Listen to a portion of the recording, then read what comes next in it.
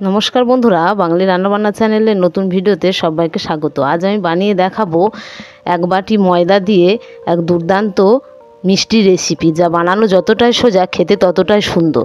এই মিষ্টি আমি কিভাবে করলাম তা আমার এই ভিডিওটা শেষ পর্যন্ত দেখার অনুরোধ রইল।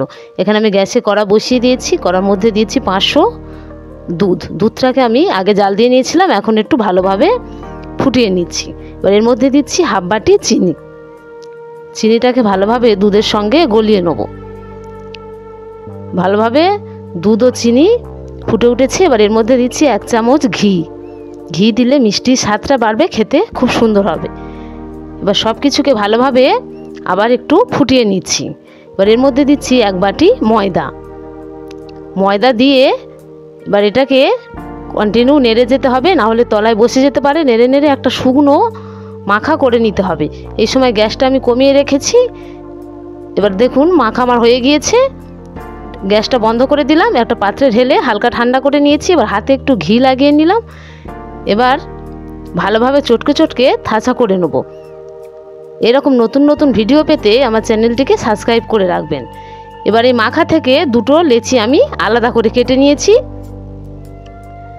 একটা লেচি আমি এ থেকে তুলে নেব, আর আরেকটা লেচিতে সামান্য একটু ফুড কালার দেবো। খুব সামান্য আমি ইয়েলো ফুড কালার এখানে দিলাম।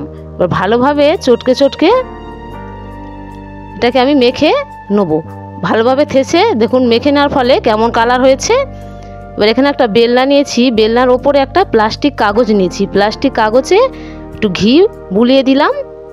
এবার এর ওপরে লেচিটা দিয়ে বেলে নেব।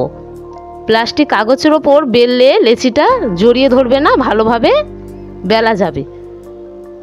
দেখুন কীভাবে বেলে নিচ্ছে। এটা একটু মোটা করে বেলে নিতে হবে, খুব পাতলা করা যাবে না। দেখুন খুব মোটা নয়, খুব পাতলা নয়, মিডিয়াম করে নিয়েছি। এবার এটাকে আমি তুলে নিয়েছি এবং এইভাবে আরেকটাকেও বেলে নেব।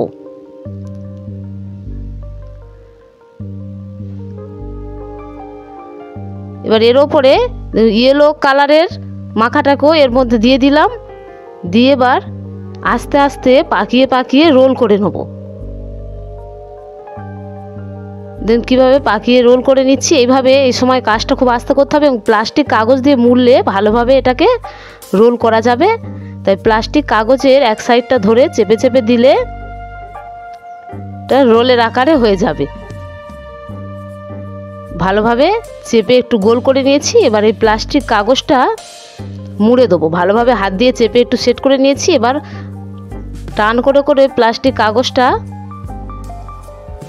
মুড়ে দেবো। এই সময় ভালোভাবে মুড়তে হবে, নাহলে মিষ্টিটা ভাঁজ খেয়ে যেতে পারে। মোড়া হয়ে গিয়েছে। এটাকে আমি এবার বাইরে 30 মিনিট মতো রেখে দেবো। ফিরে আসছি 30 মিনিট পরে।